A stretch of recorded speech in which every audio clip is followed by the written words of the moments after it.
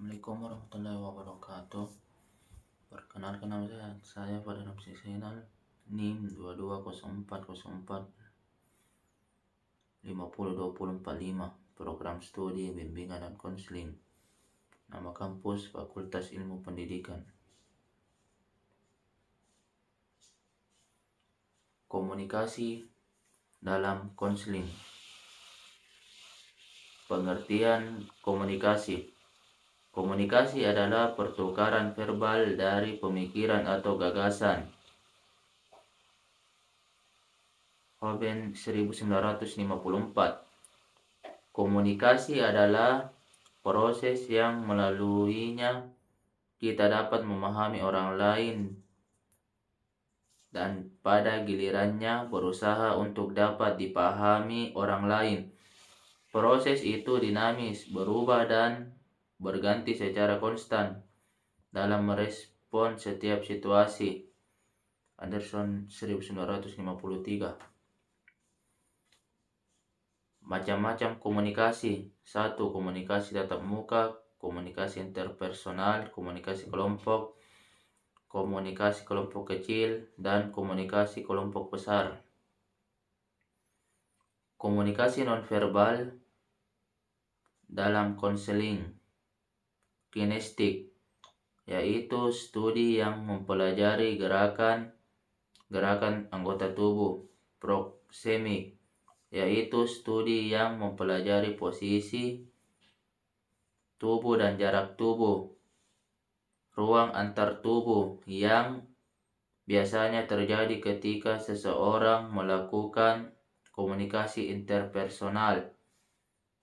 Paralinguistik, yaitu studi penggunaan suara dan vokalisasi.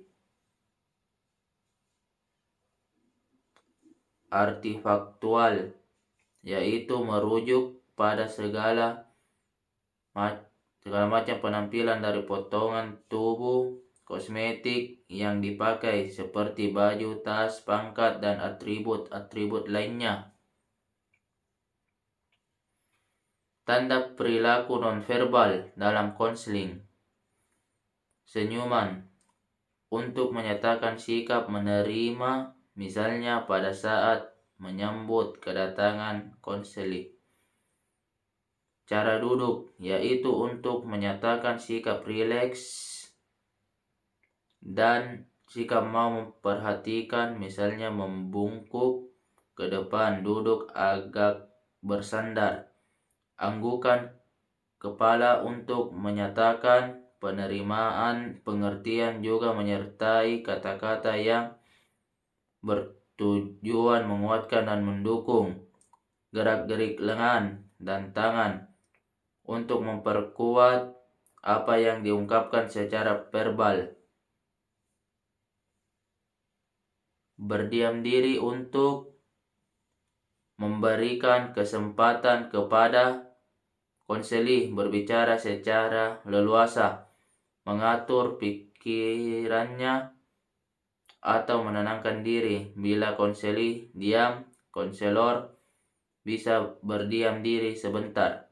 Mimik, ekspresi wajah, roman muka, air muka, raut muka, yaitu untuk menunjang, mendukung, dan menyertai reaksi-reaksi verbal, misalnya mengerutkan kening, mengangkat alis, senyum. Kontak mata untuk menunjang atau mendukung tanggapan verbal atau menyatakan sikap dasar. Cara menatap muka klien harus wajar. Kontak mata juga berfungsi sebagai sarana pengamatan terhadap perasaan yang dialami.